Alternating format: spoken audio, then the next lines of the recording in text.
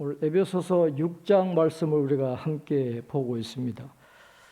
에베소서 6장 앞에 나오는 말씀에서 사도 바울은 하나님께서 그리스도의 십자가와 부활을 통해서 이미 악한 영의 세력들에게 결정적인 승리를 거두셨다라고 말씀하고 있습니다. 그리고 그리스도를 그들 위에 뛰어나게 하셨다라고 그렇게 말씀을 했습니다. 이미 악의 영들에게 승리하셨다는 것입니다. 그러나 완전한 승리는 아직 이루어지지 않았다, 성취되지 않았다라고 말씀을 하고 있습니다.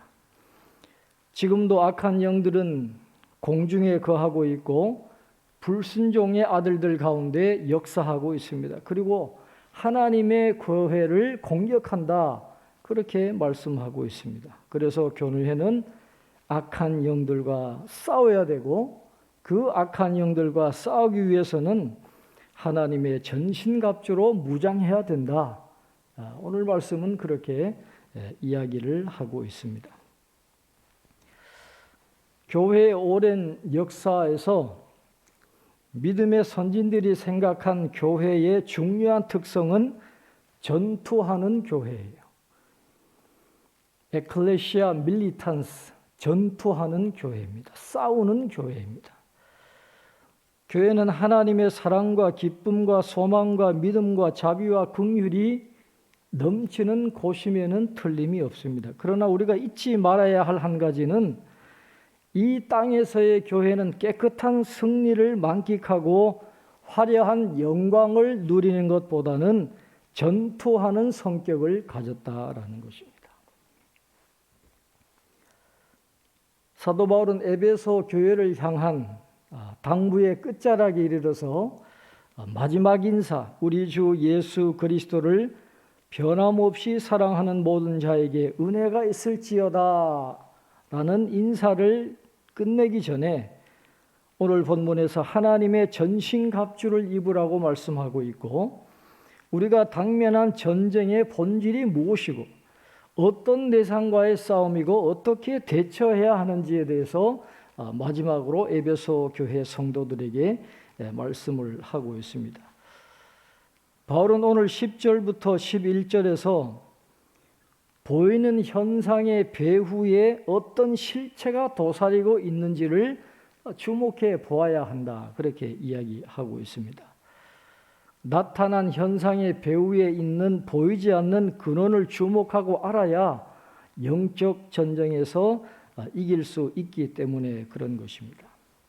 보이는 게 다가 아니라는 거예요. 보이지 않는 것이 더 중요하다는 것입니다. 미국에서 미래학을 공부하고 돌아오신 목사님이 최근에 이런 말씀을 하시더라고요. 지금 4차 산업혁명에 대해서 많은 이야기를 하고 있습니다. AI라든지 여러 가지 코로나19로 인해서 4차 산업혁명이 급속도로 발전하고 있는데, 자기가 볼 때는 이 4차 산업혁명이 금방 끝날 것 같다는 거예요. 이게 오래 가지 않고 이제 곧 5차 산업혁명 시대로 넘어갈 것이다, 그렇게 이야기를 하면서 자기는 이 5차 산업혁명을 인비저블 사이언스라 그렇게 부르겠다, 그렇게 이야기합니다. 보이지 않는 과학의 시대가 온다는 거예요. 보이지 않는 과학의 시대. 왜 그런가 하니까 코로나19 바이러스로 인해 가지고 이 보이는 세상이 한순간에 무너지는 걸 사람들이 체험하게 됐다라는 거예요. 지금 세계 곳곳에 이 기후재앙으로 뜻하지 않았던 수많은 재앙이 일어나고 있습니다. 한순간에 삶의 터전이 무너지는 것을 경험하고 있고, 이 코로나19 눈에 보이지도 않는 바이러스 때문에 모든 게 봉쇄되어지고 보이는 모든 게 한순간에 무너질 수 있다는 그런 불확실성을 이 인류가 경험하기 시작했다는 거예요. 그래서 4차 산업혁명을 지나서 5차 산업혁명으로 넘어갈 때는 이제 사람들은 보이지 않는 것에 주목하기 시작할 것이다, 그렇게 이야기합니다. 보이는 게 전부가 아니구나, 이 보이는 게 영원한 것이 아니구나, 그러면서 앞으로는 이 보이지 않는 것에 대해서 관심을 갖게 되고 보이지 않는 것의 진정한 가치에 눈을 뜨게 될 것이다. 그래서 보이는 게 다가 아니라는 거예요. 앞으로는 보이지 않는 것에 관심을 기울이게 될 것이다. 그렇게 이야기하는 것을 들었습니다. 오늘 사도 바울도 마찬가지예요. 눈에 보이는 현상, 이 세상만 보지 말라는 거예요. 그 배후에 역사하는 영의 세계가 있다라는 것을 말씀을 하고 있습니다. 그걸 봐야 된다는 겁니다. 오늘 10절, 11절에 이렇게 말씀을 합니다. 끝으로 너희가 주 안에서와 그 힘의 능력으로 강건하여지고 마귀의 관계를 능히 대적하기 위하여 하나님의 전신갑주를 입으라. 그렇게 말씀합니다. 현상의 배후의 역사는 마귀가 있다라는 것입니다. 우리가 살아가는 삶의 모든 영역에는 마귀의 교활한 관계가 너무나도 많이 개입하고 있다는 것을 언제나 잊어버리면 안 된다라는 것입니다. 그런데 문제는 그런 마귀의 고약한 활동들이 우리의 눈에는 보이지를 않는다라는 것입니다. 우리의 귀에는 그 마귀의 활동이 들리지가 않는다라는 거예요.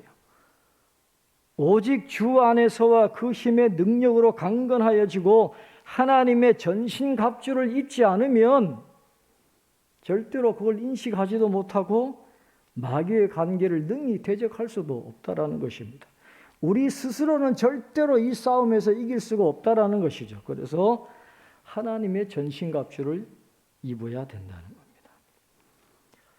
사도 바울은 우리가 주목해야 되는 영적 싸움의 보다 구체적인 대상을 12절에서 밝히고 있습니다. 12절에 보면 이렇게 말씀합니다. 우리의 씨름은 혈과 육을 상대하는 것이 아니요 통치자들과 권세들과 이 어둠의 세상 주관자들과 하늘에 있는 악의 영들을 상대함이라 그랬습니다.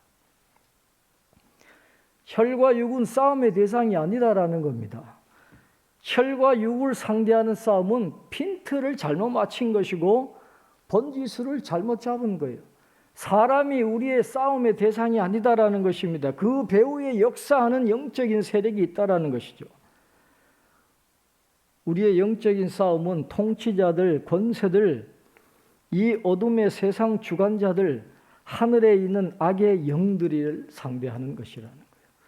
이 악한 영들이 이 세상의 중요한 인물들을 배후에 조종해서 지금 이 세상의 분위기와 유행을 만들어가고 있다라는 것입니다. 그래서 악한 통치자 한두 사람 끌어내린다고 되는 게 아니라는 거예요.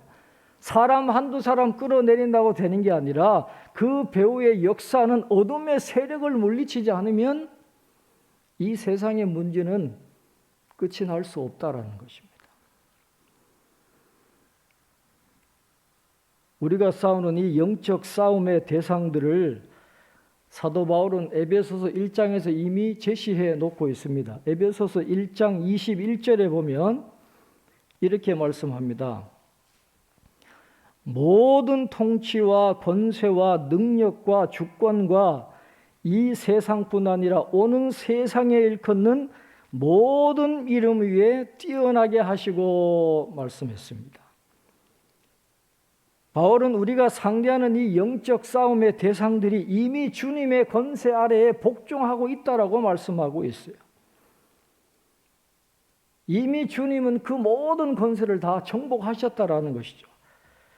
그래서 우리가 하나님의 전신갑주를 입으면 마귀에게 승리할 수 있다는 근거가 바로 거기에 있는 것입니다. 우리는 약하지만 예수님의 권세로 우리가 이길 수 있다라는 것이죠.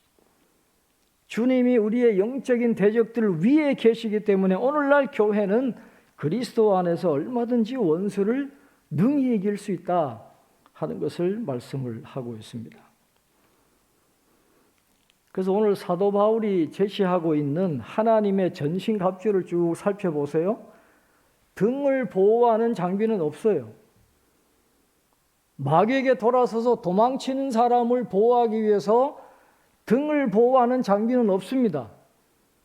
어떤 장비만 제시하고 있느냐? 마귀와 맞서서 싸우는 대적하는 사람들을 보호하는 그런 장비고 공격하는 장비지 도망치는 사람을 보호하는 그런 장비는 없다라는 거예요. 왜 그렇습니까? 맞서기만 하면 이길 수 있기 때문에 그래요. 하나님의 전신갑주를 입으면 마귀에게 대적해서 승리할 수 있기 때문에 등을 보호하는 장비는 없어요. 그래서 승리를 보장하는 의미에서 이 앞에 있는 것들만 이야기를 하고 있는 것입니다.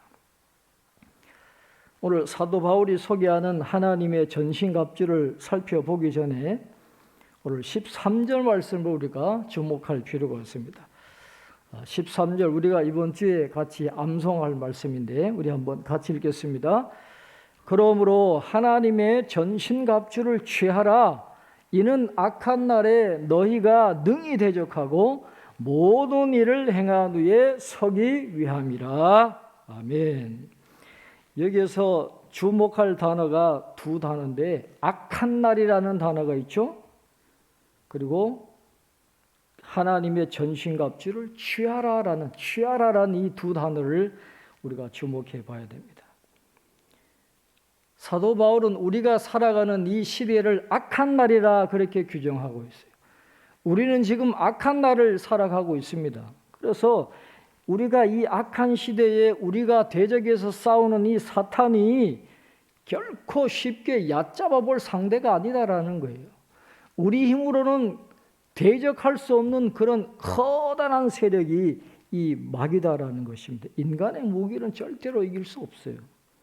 그래서 하나님의 전신갑주로 무장해야 된다는 겁니다. 그래서 하나님의 전신갑주를 취하라 그랬는데 여기서 취하라는 말은 한번 취하고 말아라 그런 뜻이 아니에요. 계속해서 끊임없이 매일매일 취하라 그런 뜻입니다. 이 악한 날을 살아가면서 하나님의 도움 없이 우리가 어떻게 살아가고 갈 수 있겠어요? 그러니까 매일 매 순간 영원히 끊임없이 하나님의 전신갑주를 취하라 그렇게 말씀을 하고 있습니다. 그러면 이 악한 날에 취해야 될 하나님의 전신갑주가 구체적으로 어떤 것일까요? 오늘 14절부터 17절 말씀 우리 한번 같이 읽겠습니다. 14절부터 17절입니다. 그런즉 서서 진리로 너희 허리띠를 띠고 의의 호심경을 붙이고 평안의 복음이 준비한 것으로 신을 신고 모든 것 위에 믿음의 방패를 가지고 이로써 능히 악한 자의 모든 불화살을 소멸하고 구원의 투구와 성령의 검 곧 하나님의 말씀을 가지라. 아멘. 14절에 진리로 너희 허리띠를 매라 그랬어요. 허리띠를 매야 된대요. 이것은 당시의 의복을 생각해 보면 됩니다. 당시의 의복은 제가 입은 가운처럼 이렇게 긴 옷이에요. 이 옷을 입고 어떻게 달려가고 어떻게 전쟁을 하겠어요? 그러니까 이걸 묶어야 허리에 딱 묶어야 움직일 수도 있고 싸울 수도 있다는 것이죠. 그러니까 이 띠를 매야 되는데 무슨 띠냐 하면 진리의 띠라는 거예요. 여기서 말하는 진리는 복음을 의미한다기보다도 진실함과 충실함을 의미하는 것입니다. 공의와 성실을 의미하는 거예요. 이사야서 11장 5절에 나오는 메시아의 성품에서 따온 것입니다. 이 말씀이. 이사야서 11장 5절에 보면 메시아는 어떤 분이냐? 공의로 그의 허리띠를 삼으며 성실로 그의 몸의 띠를 삼으리라 그랬어요. 메시아가 공의의 띠로 성실의 띠로 허리띠를 삼는다라는 거예요. 마찬가지로 주님을 따르는 믿음의 사람들은 공의를 따르고 진실한 삶을 살아야 돼요. 거짓을 따라가면 안 된다라는 것입니다. 그 다음에는 의의 호심경을 붙이고 그랬어요. 호심경은 이 목에서부터 허벅다리까지를 보호하는 이 보호대예요. 가슴을 보호하는 그런 역할을 하는 겁니다. 여기서 말하는 의는 예수 그리스도로 인한 칭의를 이야기하는 것이 아니라 올바르고 선한 도덕적인 완전함을 의미하는 거예요. 참된 그리스도인다운 삶, 하나님의 자녀가 살아야 될 마땅한 삶을 살아가는 것을 의미하는 것입니다. 15절에 나오는 평안의 복음이 준비한 것으로 신을 신고 그렇게 말씀을 하고 있습니다. 이 말씀은 하나님과의 사이에서 누리는 화평에 대한 확신을 이야기하는 거예요.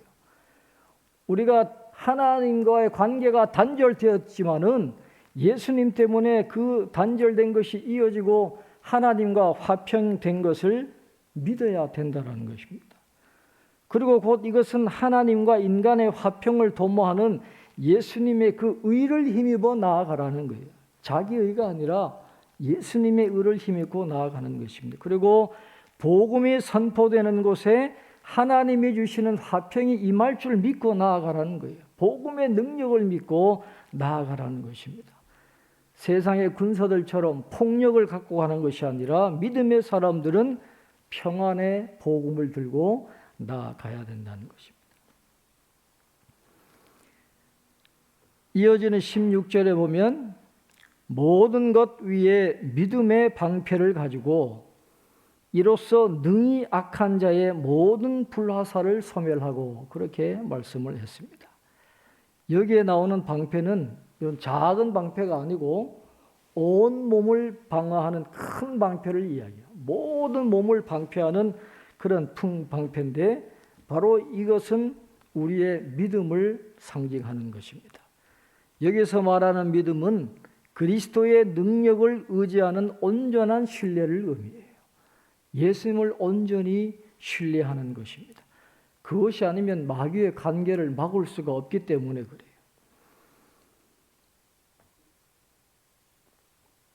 믿음만이 사탄의 모든 공격을 막을 수 있기 때문에 예수님의 능력을 의지하는 온전한 신뢰를 가지고 영적 전투에 임해야 된다는 것입니다. 17절에서는 구원의 투구와 성령의 검 곧 하나님의 말씀을 가지라 그렇게 말합니다. 투구는 머리를 보호하는 거잖아요. 머리는 어떤 곳입니까? 머리는 생각과 판단을 관장하는 곳입니다. 그 머리는 오직 구원의 투구를 써야만 보호할 수가 있습니다. 우리는 그리스도 예수의 대속적인 죽음과 율법의 완성을 믿음으로 말미암아 이미 구원을 받은 자입니다. 이 구원은 변경되지 않아요. 무효화되지 않습니다. 어떤 것도 이 구원을 무효화시킬 수 없어요. 성경은 말씀합니다. 어떤 환난이나 곤고나 박해나 기근이나 위험이나 칼이나 사망이나 권력자나 천사들도 우리의 구원을 취소할 수 없다라는 거예요. 바로 이런 생각들이 우리 머리에 가득하게 하는 것이 구원의 투구를 쓰는 것입니다. 어떤 것도 우리의 구원을 취소할 수 없다라는 것을 우리가 믿음으로 나아갈 때 우리가 영적 전투에서 승리할 수 있게 된다는 것입니다. 그 다음에는 성령의 검 곧 하나님의 말씀을 가지라 그렇게 말씀했어요. 이 앞에 나오는 것들은 다 보호하는 거죠. 다 막는 장비지만 유일하게 공격용으로 주어진 게 바로 성령의 검 곧 하나님의 말씀이라는 거예요. 우리가 마귀를 공격할 수 있는 유일한 무기는 하나님의 말씀이라는 것입니다. 이 에베소서를 보면 이렇게 성령의 검 하나님의 말씀을 다루는 자는 하나님의 아들을 믿는 것과 아는 일에 하나가 되어 온전한 사람을 이룬 자라고 에베소서 4장 13절에 말씀을 하고 있습니다. 누가 성령의 검 하나님의 말씀을 사용해서 마귀를 물리칠 수 있느냐? 예수 그리스도로 충만한 자가 되어야 된다는 것입니다. 예수님의 영으로 성령의 소욕을 취하는 그 사람이 성령의 검으로 하나님의 말씀으로 마귀를 물리칠 수가 있다는 것입니다. 누가복음 1장 37절에 보면 대저 하나님의 모든 말씀은 능하지 못하심이 없느니라 그렇게 말씀했어요. 하나님의 말씀은 능하지 못하심이 없다라는 거예요. 마귀를 이길 수 있는 유일한 공격 무기는 하나님의 말씀밖에 없다라는 것이죠. 성령의 검을 잡은 자에게는 두려움이 없다라는 거예요. 코로나19 초기에는 교회들이 이 큐티를 많이 강조를 했어요. 그래서 많은 교회들이 큐티를 도입을 했고, 최근에는 교회들마다 이 성경 필사 열풍이 불고 있어요.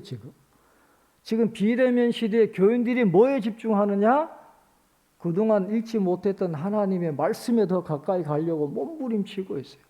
다 이 봉쇄되고 다 이렇게 거리두기 해서 힘든 거지만은, 그러나 성도들은 그 가운데서도 큐티도 하고 성경 필사를 하면서 하나님 말씀에 더 다가가려고 몸부림치고 있는데, 그것이 바로 승리하는 비결이라는 거예요. 성령의 검 곧 하나님의 말씀을 가지고 마귀를 대적해야만 우리가 승리할 수 있다는 것입니다. 사도 바울은 이것들 외에 또 다른 중요한 무기를 소개합니다.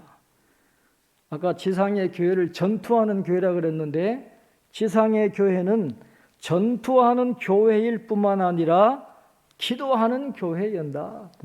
기도하는 교회가 되어야 한다는 것입니다. 오늘 본문 18절부터 우리 20절까지 말씀을 한번 같이 읽겠습니다. 18절부터 20절입니다.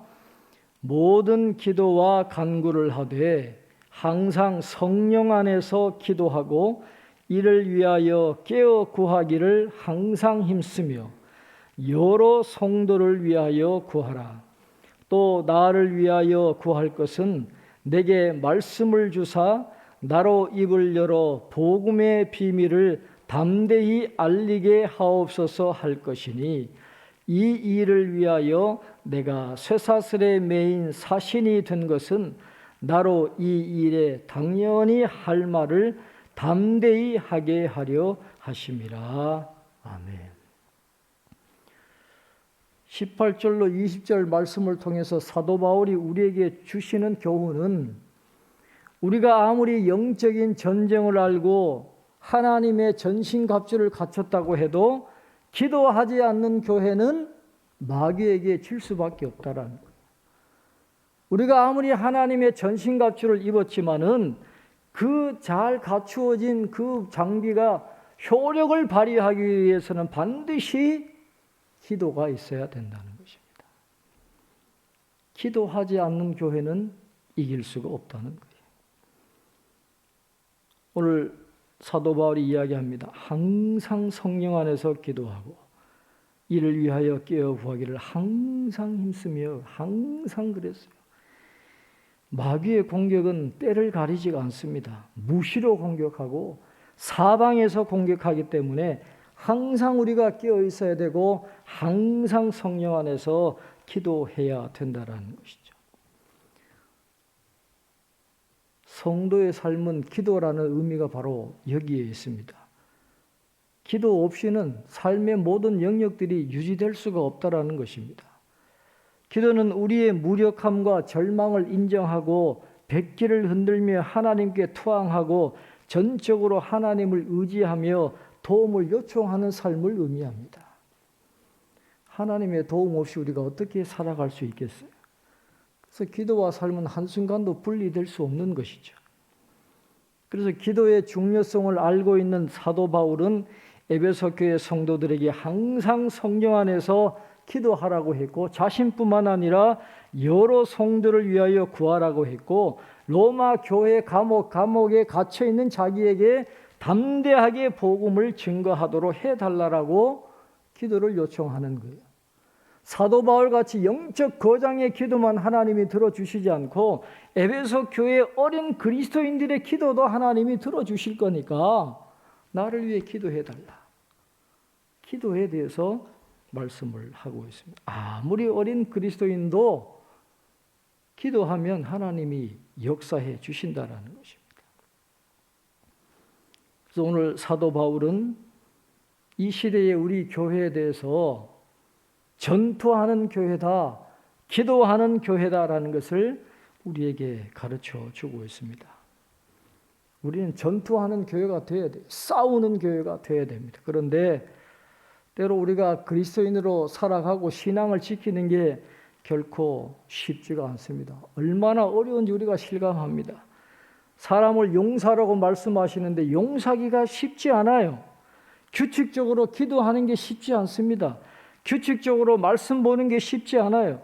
유혹에 저항하는 게 쉽지 않습니다. 믿음에 대해서 배우는 것도 쉽지 않아요.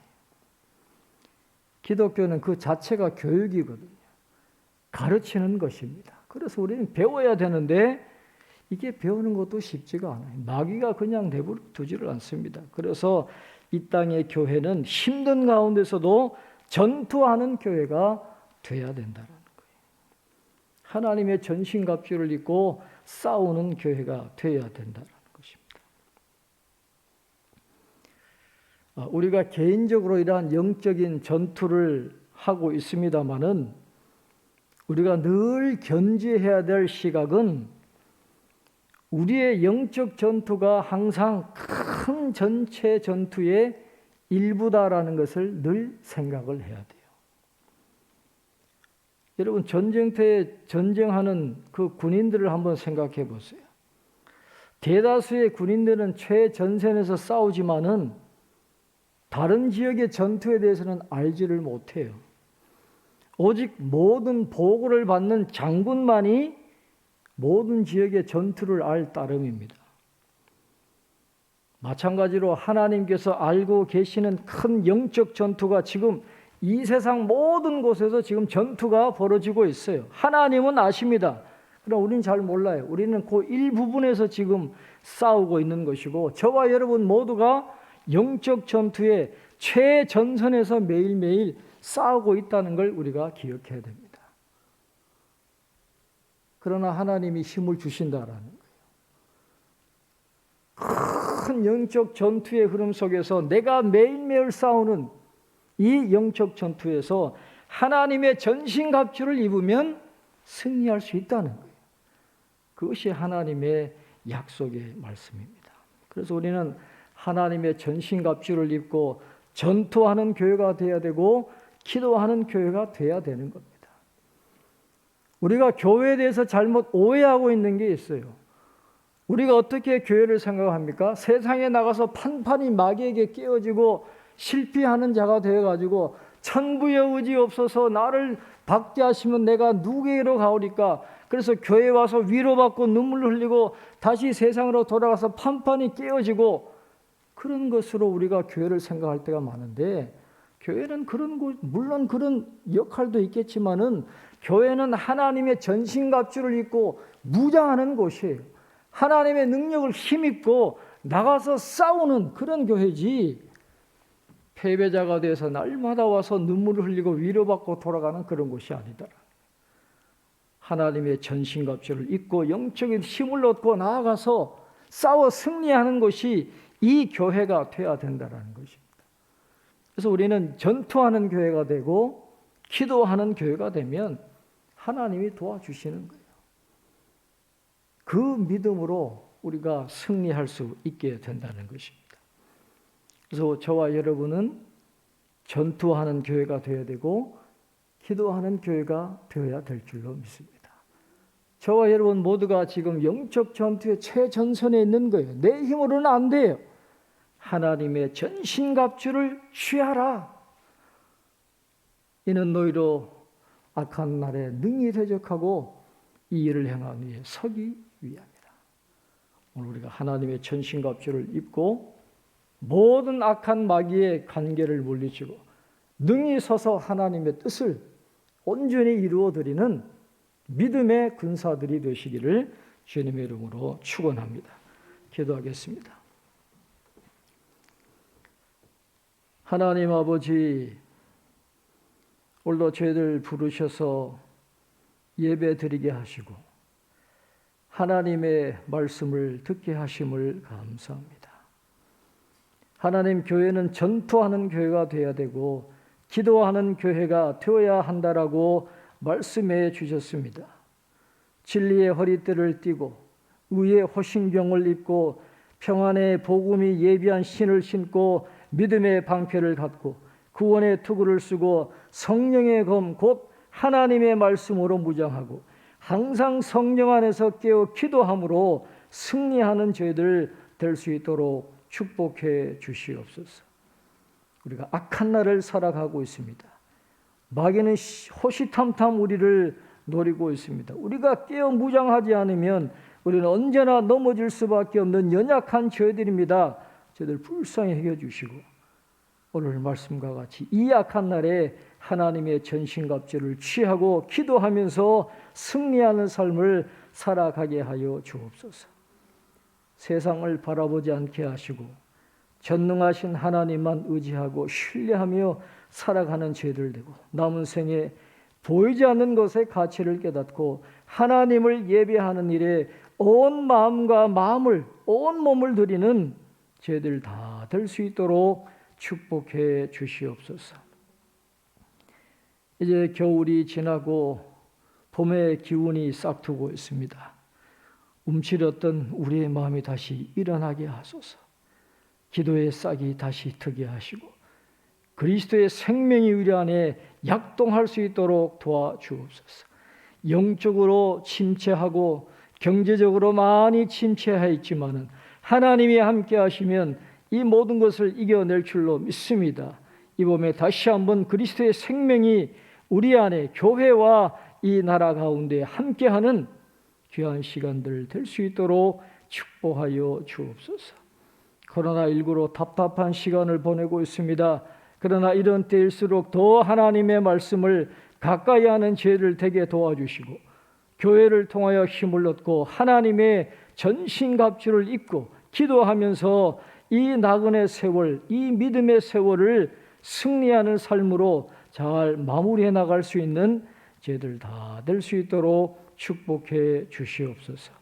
감사하고 예수님의 이름으로 기도하옵나이다. 아멘.